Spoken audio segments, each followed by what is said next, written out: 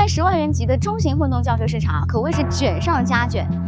各家车企都在自家的这个旗舰车型上可谓是下足了功夫。但是其中呢，比亚迪秦 L 凭借它的技术基础和品牌知名度是稳定在销量榜的前列的。银河 A7 以尺寸和配置后来居上，也是一款非常有竞争力的产品啊。而荣威 M7 DMH 呢，则以标配160千米纯电续航和大气的外观以及这个丰富的配置并且提供了5大件终身质保，成为一匹黑马。虽然这样的良性竞争是大家喜闻乐见的，但其实对于消费者来说也是一种甜蜜的负担。那三强对决，我们来看一下究竟哪一个会更加全面呢？今天我们就来好好唠一唠。首先我们来看一下比亚迪比亚迪秦 L 作为比较早出道的车型之一它的外观还是比较经典的。前脸使用了一块大尺寸的前格栅，搭配这个两侧狭长且犀利的前灯组，让这一代的秦 L 多了一些攻击性。尾部呢，则是依旧采用了贯穿式的尾灯。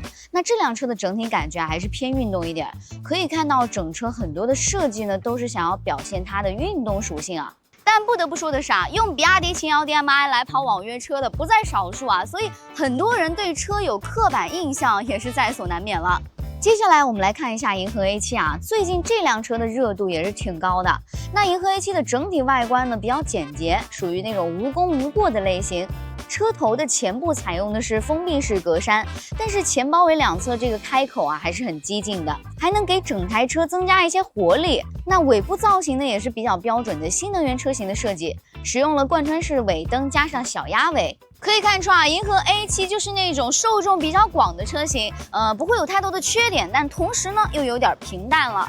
最后我们来看一下 M7 DMH那确实这台车的设计是足够大胆的。我们可以看到它的车头采用了这种直瀑式前脸，搭配两侧的光轨日行灯，整体的质感有点不太像是10万元级的车了。其实荣威敢于用这样的设计还是挺大胆的，毕竟这是一台中型轿车，如果设计的不得当的话，这样的车身尺寸是很难驾驭如此大气的设计的。这款荣威 M7 DMH 是由前劳斯莱斯的设计师操刀设计的，整体看来确实有点东西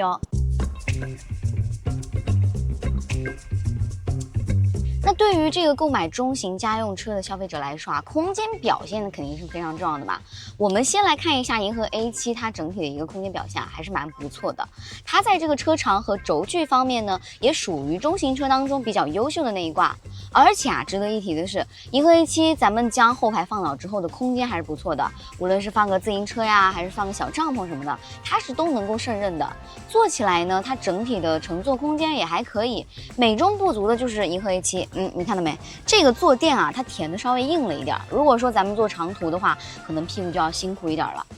秦 L DM-i 的这个空间布局相对来讲就稍微局促了一些，因为它的车长和轴距相比前两者来讲呢，都属于比较短的那种。那比亚迪当然也明白它自己的短板在哪儿嘛，所以呢，在新款的这个比亚迪 LDMI 的布局上就做了特别的优化。空间和乘坐体验呢，虽然比之前更好了，但是这个较短的车长和轴距是没有办法改变的事实，所以乘坐感受肯定是要比前两款的车要稍微差一点的。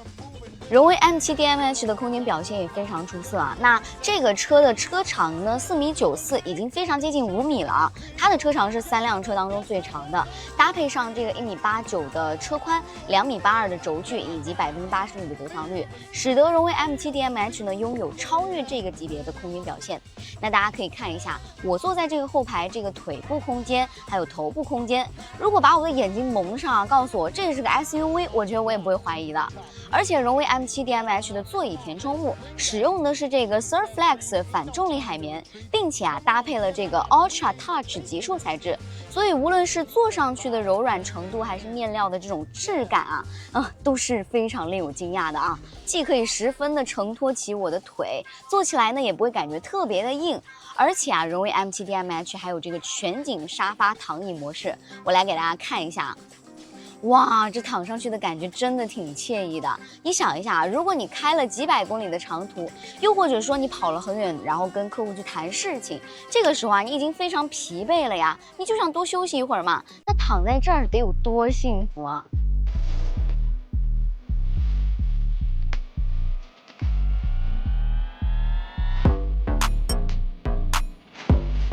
银河 A7跟我开起来的预期还是蛮像的啊，因为它使用的是这个麦弗逊加多连杆的这种机械式悬挂设计，那跟这辆车的外观设计呢也是一样的，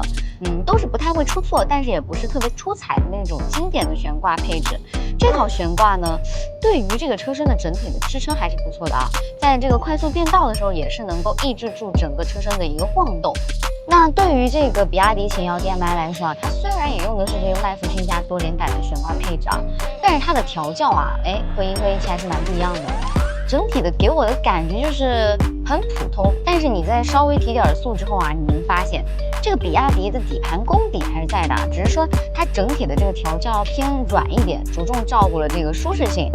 那所以在高速变道的时候呢，它就会有一点不干脆，这其实也是机械悬挂的一个缺点，它是很难去做到一个取舍的。那我们来看一下荣威 M7 DM-i 啊，其实我很少用聪明来形容一辆车的底盘，那这个悬架呢，给这辆车的支撑确实有点超乎我的预期了。这辆荣威 M7 DM-i 采用了这个 MCDC 的动态悬挂，并且它还带有这个 AI 预瞄功能，它是能够提前15米扫描这个路面的情况的，并且它可以调整悬挂的软硬。我们明显可以感觉到，它和传统的这种机械悬挂的区别，就是当我们过了这种颠簸的路段的时候，悬架会自动变软，能够过滤掉大部分路面上这种坑洼的孔洞。那过减速带的时候呢，也是非常的舒适啊。但是当我们急起急停，或者说过急弯的时候，这个悬架呢又会自动的变硬，可以提供一个很高的支撑性啊。车身的姿态也是保持得很好，确确实实给了我一个不小的惊喜。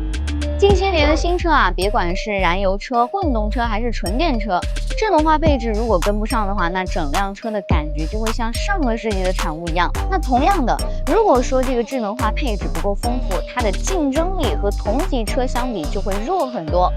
那我们首先来看一下荣威 M7 DM-i 啊，它中控部分是一块15.6英寸的分辨率 2.5K 的屏幕，搭载的是一块8155的芯片。那手机互联部分呢，覆盖了 OPPO 啦、vivo 啦、小米、华为以及苹果等等，几乎匹配到咱们市面上主流的手机品牌，并且它还搭载了这个豆包深度思考大模型，是能够通过深度的思考，然后拆解信息，理解咱们的需求的，可以基于当下的场景关联上下文，推测我们的意图，再提供建议，让智仓实现从指令式到对话式的跨越，带来前所未有的人感交互的体验。那银河 A7 这边呢，它的低配车型搭载的是一块14.6英寸的中控屏，高配版本使用的是15.4英寸的，搭载的是这个 Flyme Auto 的系统，整体的车机系统也是比较流畅的。语音助手的表现虽然不如豆包那么自然，但是帮助驾驶员去做一些基本的操作还是可以的。秦瑶 DM-i 呢，用的也是一块15.6英寸的这个屏幕啊，搭载了 Pad 加这个 D-Link 的车机系统。那其实整体用下来，小迪的响应也是中规中矩的啊，没有太难用，但也没有特别让我惊艳的地方。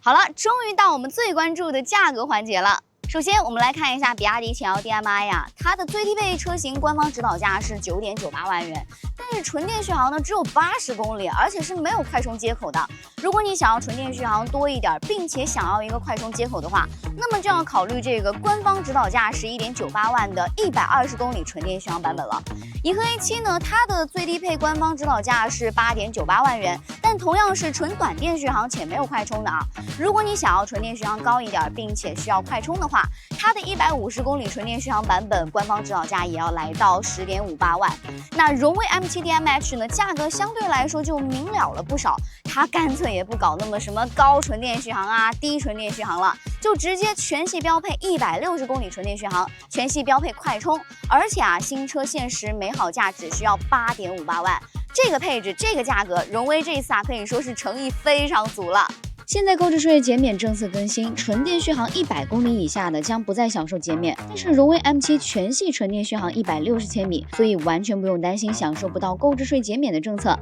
综合比较下来其实在尺寸上、配置上，银河 A7 在最近的中型插混轿车市场当中已经表现得很不错了。只不过能明显看出来，荣威 M7 DM-i 这次是带了更多的诚意的，花了更多的心思的。那无论是这个大气的外观、MCDC 悬架，还是说全系标配的160公里纯电续航表现，以及这个实惠的售价，感觉确实是要更香一些啊。现在正值新车上市夏定还能享受到包括5大件终身质保、保，再加上科技礼、升舱礼、金融礼等价值18000元的4重礼品啊！哎呀妈，说的我都心动了呀，各位！如果感兴趣的话，也可以去试驾体验一下。好了，以上就是本期节目的全部内容。如果你还有什么车想看的话，欢迎在评论区告诉我们。我们下次再见，拜拜。